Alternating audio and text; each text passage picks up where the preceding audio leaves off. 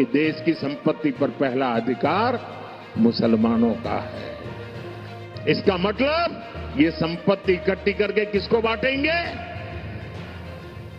जिनके ज्यादा बच्चे हैं उनको बांटेंगे।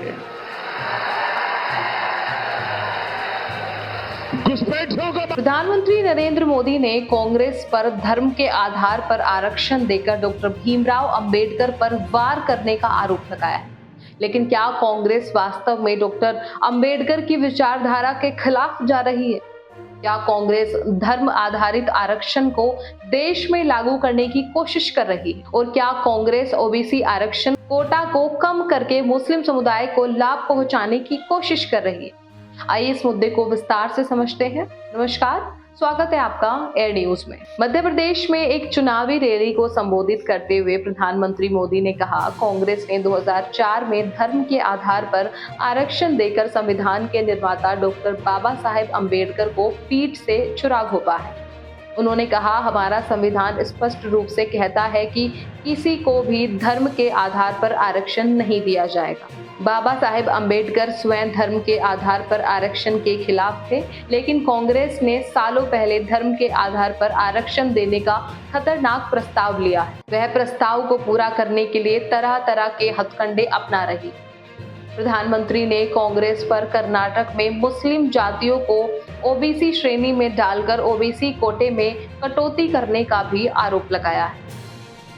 उन्होंने दावा किया है कि कांग्रेस यही रणनीति पूरे देश में लागू करने की योजना बना रही। मध्य प्रदेश के सागर जिले में एक चुनावी रैली में बोलते हुए उन्होंने विपक्षी पार्टी को ओबीसी का सबसे बड़ा दुश्मन करार दिया है। प्रधानमंत्री ने कहा, एक बार फिर कांग्रेस ने ओबीसी के साथ सभी मुस्लिम जातियों को जोड़कर कर्नाटक में धर्म के आधार पर आरक्षण दिया है।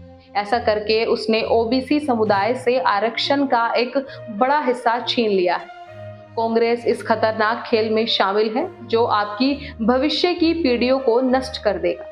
वह ओबीसी की सबसे बड़ी दुश्मन है। प्रधानमंत्री मोदी ने आगे कहा, चुनाव आते रहेंगे, लेकिन ओबीसी, दलित और आदिवासियों का आरक्षण छीनने के इस खतरनाक खेल को खत्म किया जाना चाहिए। प्रधानमंत्री ने दावा किया है कि विपक्षी पार्टी संविधान के साथ साथ भारत की पहचान से भी नफरत करती है और इसलिए वह सब कुछ कर रही है जो देश और उसकी विश्वसनीयता को कमजोर करता है। प्रधानमंत्री नरेंद्र मोदी ने विरासत कर कानून पर सेम पित्रोदा की टिप्पणी को लेकर भी कांग्रेस पार्टी पर निशाना साधा और दावा किया है कि कांग्रेस लोगों के बच्चों के अधिकार छीनना चाहती है। मध्य प्रदेश में एक चुनावी रैली के दौरान प्रधानमंत्री मोदी ने कहा, कांग्रेस सरकार बनाने के बाद जो संपत्ति आपने कड़ी मेहनत और परेशानियों को सहकर बचाई है वह लूट ली जाएगी। इससे पहले छत्तीसगढ़ में एक रैली को संबोधित करते हुए पीएम ने कहा था, आपने अपनी मेहनत से जो संपत्ति जमा की है वह आपके बच्चों को नहीं दी जाएगी। कांग्रेस के पंजे उसे भी आपसे छीन लेंगे। कांग्रेस का मंत्र है, कांग्रेस की लूट जिंदगी के साथ भी, जिंदगी के बाद भी। वहीं लोग जो पूरी कांग्रेस पार्टी को अपनी पैतृक संपत्ति मानते हैं और उसे अपने बच्चों को दे देते थे, वे नहीं चाहते कि एक साधारण भारतीय अपनी संपत्ति अपने बच्चों को दे। आपको बता दें कि पीएम मोदी की यह टिप्पणी भारतीय प्रवासी कांग्रेस के अध्यक्ष सेम पित्रोदा की विरासत कर पर टिप्पणी के बाद हुई है, जिसमें उन्होंने अमेरिका में मौजूद विरासत कर कानून की अवधारणा पर चर्चा की और धन के पुनर्वितरण के प्रति नीति की आवश्यकता पर भी जोर दिया। हालांकि कांग्रेस 2004 में आंध्र प्रदेश में धर्म के आधार पर आरक्षण देने वाली पहली पार्टी थी। हालांकि सुप्रीम कोर्ट ने बाद में इसे असंवैधानिक करार देते हुए खारिज कर दिया, क्योंकि कांग्रेस ओबीसी कोटे में कटौती करके मुस्लिम समुदाय को लाभ पहुंचाने की कोशिश कर रही। बाकी यह ध्यान रखना महत्वपूर्ण है कि विरासत कर कानून एक जटिल मुद्दा है जिस पर अर्थशास्त्रियों के बीच काफी बहस होती है। कुछ अर्थशास्त्रियों का मानना है कि विरासत कर असमानता को कम करने में मदद कर सकता है, जबकि अन्य का मानना है कि यह आर्थिक विकास को बाधित कर सकता है।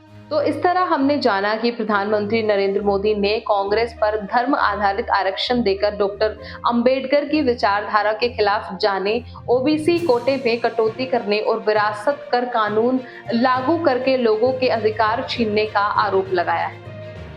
कांग्रेस ने अभी तक इन आरोपों पर कोई प्रतिक्रिया नहीं दी है। फिलहाल इस रिपोर्ट में बस इतना ही। इस मुद्दे से जुड़े कोई भी सवाल या अपने विचार आप हमें हमारे कमेंट में लिख सकते हैं और इस तरह के देश और दुनिया की तमाम खबरों के लिए चैनल को सब्सक्राइब करके बेल आइकन को दबाना ना भूलें, ताकि आने वाले समय में आपको हमारी महत्वपूर्ण वीडियो की नोटिफिकेशन समय से प्राप्त हो सके।